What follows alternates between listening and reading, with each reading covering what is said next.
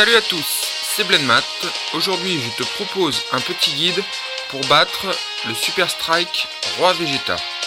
Alors j'ai encore tenté une équipe free-to-play, donc avec le Roi Cold Super Strike, le Mecha Freezer Super Strike, le Goten qui s'attrape sur l'événement GT, le petit Sangoku, je sais plus quel événement.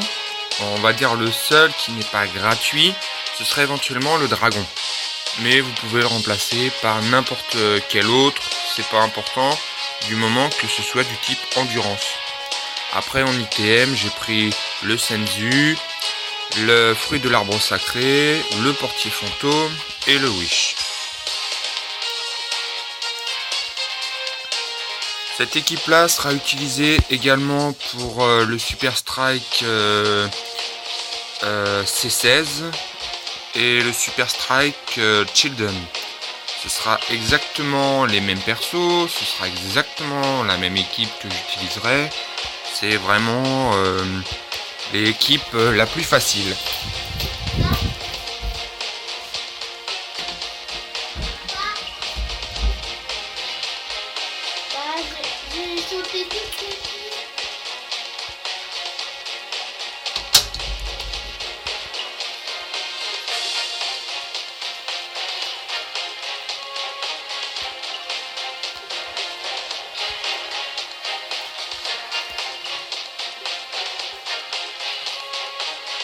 Les événements de base sont pas très compliqués, il suffit tout simplement de avoir une petite équipe simple, il n'y a pas besoin d'avoir de grosses cartes.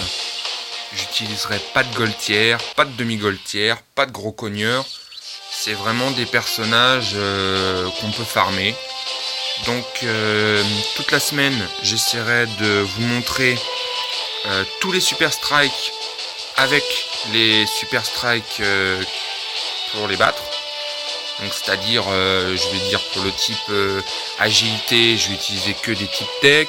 En Super Strike Tech, vous avez le Mighty Mask, vous avez le Gotenks échec A, il me semble. Je vais vraiment essayer de vous montrer que ça peut passer sans vraiment trop de difficultés, quoi. Il suffit d'avoir les Super Strikes pour battre les Super Strikes et vous ferez ça très rapidement.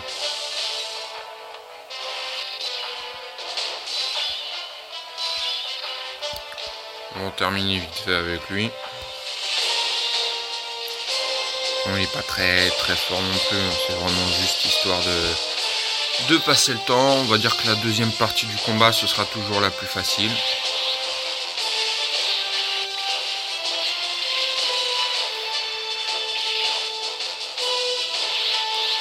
Alors ce Goten a une grosse particularité, c'est qu'en son passif te donne Ki plus 3.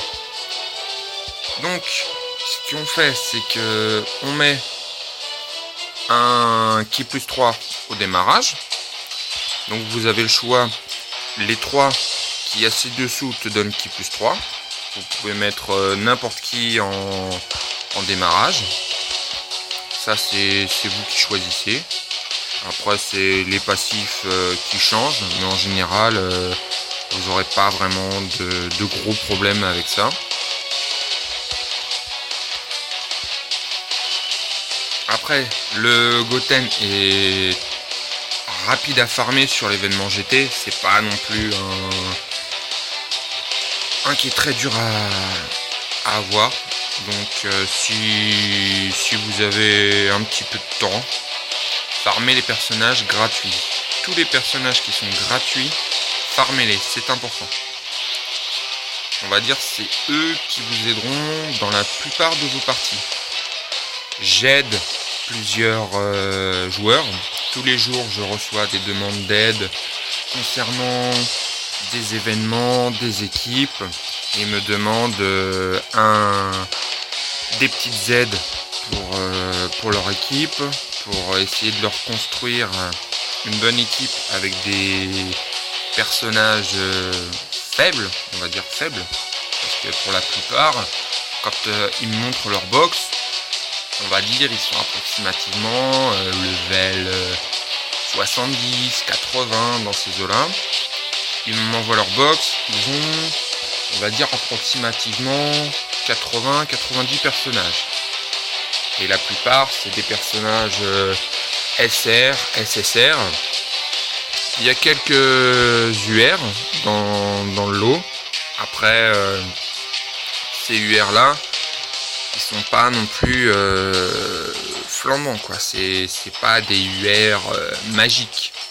Après, pour aider, on peut tout simplement faire une équipe à faible coût. À faible coût, à faible... Enfin, essayez de faire au plus simple pour vous. C'est vraiment un guide que j'essaie de mettre en place. Que je pourrais très bien vous faire des guides, mais avec des cartes que vous n'avez pas. Un level, même un level 100 ou un level 150. Il n'y aura pas forcément Gogeta, Spedis, TUR, Gotenks, TUR, 10. Voilà, c'est vraiment pour élargir. Parce que les grosses cartes, c'est compliqué à avoir. Parce que déjà, il faut faire tout le mode histoire. Donc ça te débloque des stones. Tout le mode histoire. Après, quand tu as fini le mode histoire, tu te bases sur les événements. Après, une fois que tu as fini les événements, t'as plus grand chose à faire. Ce qui est un petit peu mon cas actuellement, j'ai fait tous les événements. Donc, une fois que tu as fait tous les événements, tu te retrouves à attendre les nouveaux. Après, on se tient au courant un petit peu avec la version japonaise. Donc on voit un peu ce qui va nous arriver, on voit un peu ce qui va se passer, on voit comment les choses dans le jeu vont évoluer. Après, personnellement, j'ai commencé à jouer un petit peu sur la japonaise, mais j'ai lâché assez rapidement. Parce que franchement, je vais vous dire la vérité, j'ai la flemme de tout refaire. Alors qu'il y a des très bons personnages, je ne le dis pas. J'ai fait quelques multi-invocations sur la japonaise. J'avais eu le Goku Saiyan 4, le Super Végéto Blue, le Goku Rosé. J'ai vraiment eu des super cartes, mais vu le level que j'ai, je crois que je dois être level 70, quelque chose comme ça. Je peux même pas les intégrer à l'équipe parce que le coup il est beaucoup trop gros.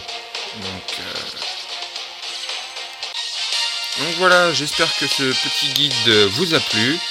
Je ferai un guide donc pour les autres Super Strike avec exactement la même équipe. Voilà, je vous retrouve bientôt pour la suite de mes vidéos. Ciao!